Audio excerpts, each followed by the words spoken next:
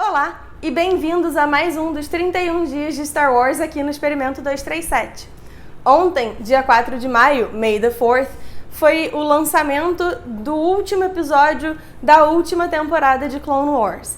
Para quem não sabe, a série animada da Clone Wars tinha sido cancelada na sua sexta temporada, deixando aí um pedaço da história por ser contado. E no ano passado foi anunciado que a gente teria finalmente uma sétima temporada para fechar e amarrar essa história direitinho. Para evitar dar spoiler pra galera que não queira saber absolutamente nada específico sobre essa nova temporada, eu vou dar uma primeira avaliada nela e depois a gente entra em território de spoiler, então fica ligado para não tomar spoiler se você não quer tomar spoiler, porque eu respeito muito a sua decisão. A sétima temporada é organizada em 3 arcos de 4 episódios cada um, então cada quarteto de episódios conta uma história para ir aprofundando um pouco mais o lore sobre o que aconteceu nas Guerras Clônicas. E os 3 arcos são bastante interessantes, cada um à sua maneira, mas definitivamente o meu arco favorito nessa temporada foi o último arco, e eu não vou explicar agora o porquê. Mas eu queria deixar aqui a recomendação de que, mesmo que você não goste de The Clone Wars, mesmo que você já tenha tentado assistir e, não bateu muito bem com você e tal, assista esse último arco, porque ele é muito legal, ele faz uma conexão super importante com o episódio 3. E assim, a cinematografia, se é que a gente pode falar disso em relação a uma animação, a trilha sonora, todos os aspectos emocionais assim desse último arco são incríveis. E eu particularmente vejo várias conexões em relação aos temas desse último arco com alguns dos temas tratados no tão polêmico, agora talvez não tão polêmico assim, The Last Jedi. Então, assim, recomendo fortemente, se você foi fã de Last Jedi, se você foi uma das pessoas que adorou o filme, assista esse último arco, porque é fantástico, assim, é literalmente uma carta de amor em algumas coisas. Se você não quer tomar spoiler sobre a sétima temporada de The Clone Wars, esse é o momento de você abandonar o nosso vídeo, porque agora eu vou entrar em detalhes e eu gostaria muitíssimo de preservar a sua escolha de não ter a sua experiência estragada. Então, tchau! Que a força esteja com você. Ficou aí? Ótimo. Então, o primeiro arco da sétima temporada de Clone Wars apresentou talvez os meus clones favoritos de todos os tempos.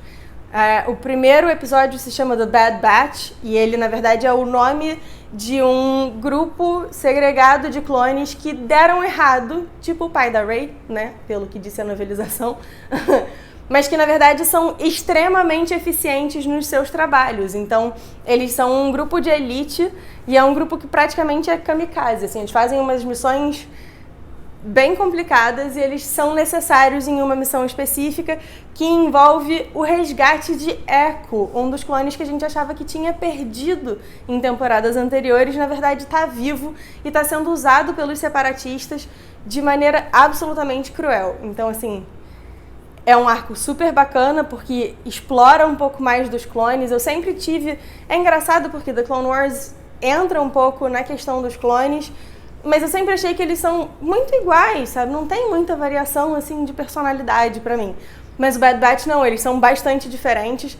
Inclusive, teve o Matt Martin do Story Group, fez um post perguntando se o seu clone favorito batia com a sua casa de Hogwarts. Depois eu posso procurar isso e disponibilizar pra vocês no Instagram, porque foi muito engraçado e o meu 100% bateu. O segundo arco envolve um pouco da história da Ahsoka depois que ela abandonou a Ordem Jedi. Para quem não estava acompanhando, houve uma treta, a Ahsoka foi acusada de uma coisa muitíssimo grave pela Ordem Jedi, você depois assiste ou se quiser me pede que eu faça um vídeo explicando em detalhes. E aí ela precisou, enfim, comprovar que ela era inocente e, porque ela se sentiu traída pela Ordem Jedi, ela decidiu simplesmente abandonar a Ordem e aí ela está sobrevivendo em Coruscant. E o arco começa com ela caindo, assim, com a moto, sei lá, a speeder dela perto de uma garagem, e ela conhece 2 irmãs do submundo de Coruscant. Assim, a gente não tem muita clareza assistindo aos filmes, mas Coruscant é um planeta organizado em estamentos, literalmente, assim, em andares. E quanto mais para baixo você vive, pior a sua qualidade de vida. Pelo que eu ouvi falar, é meio tipo o Poço, só que sem ser de terror. Então a Ahsoka conhece essas 2 irmãs que estão meio enroladas tentando, né, fazer a grana aparecer e etc. Uma delas se envolve com o potencial transporte de spice, que é meio que um tipo de droga no universo Star Wars. E elas vão até Castle para poder pegar esses spice, para poder transportar para o cartel dos Pike. Então, assim, é um arco de episódios que envolve vários elementos que me são muito queridos no universo Star Wars, tipo o Sindicato do Crime, e eu sempre gosto das histórias que contam o que acontece com o Little Man, né? Com a pessoa normal, a pessoa comum, a pessoa ordinária no universo dos Jedi, por exemplo. E esse arco explora bastante isso. As irmãs têm um histórico trágico que envolve o Jedi de alguma maneira. Então a Ahsoka, que já tá naquela relação meio conflituosa em relação à postura do Jedi, enfim, tem aí mais um elemento para a sua compreensão acerca deles. É um arco bem interessante, mas ele é um pouco mais lento do que os outros. E por não envolver o Jedi, tem muita gente que achou, tipo, filler. Mas eu, particularmente, não chamo de filler uma coisa que avança a narrativa de um personagem. No caso, avança bastante a narrativa da Ahsoka. Pra mim foi um arco que, assim, talvez não seja o arco mais interessante da temporada, mas é um arco bacana, interessante, válido e que explora bastante a evolução da Ahsoka. O que é, assim, bacana de ver, considerando depois a aparição dela em Rebels. O último arco de The Clone Wars é possivelmente a coisa mais incrível que eu já vi em termos de era prequel, né, de episódios 1 a 3. O arco envolve a história do cerco a Mandalore. Enfim, Mandalore está ocupada por Darth Maul, que se alinhou a uma galera complicada dos Mandalorianos. E a Bo-Katan, a irmã da Satine, que era o amor da vida do Obi-Wan Kenobi, vem e pede ajuda ao Jedi, e os Jedi dizem, a gente não tem nada com isso, mas a Ahsoka meio que dá uma cobrada no Obi-Wan e no Anakin, e aí o Anakin diz, não, faz o seguinte, leva aqui da minha tropa, leva metade, a 501st. E aí ela leva metade da tropa do Anakin e vai ajudar a Mandalore. E tem algumas das cenas mais bacanas, assim, em termos de animação. Eles trouxeram o Ray Park pra botar... o Ray Park foi o ator que fez o Darth Maul no episódio 1. Então, para conseguir fazer a animação do Darth Maul lutando ser o mais próxima do Darth Maul que a gente está acostumado nos filmes, eles trouxeram o Ray Park para fazer motion capture. Então, assim, em termos de animação, é a coisa mais bacana que a gente já viu.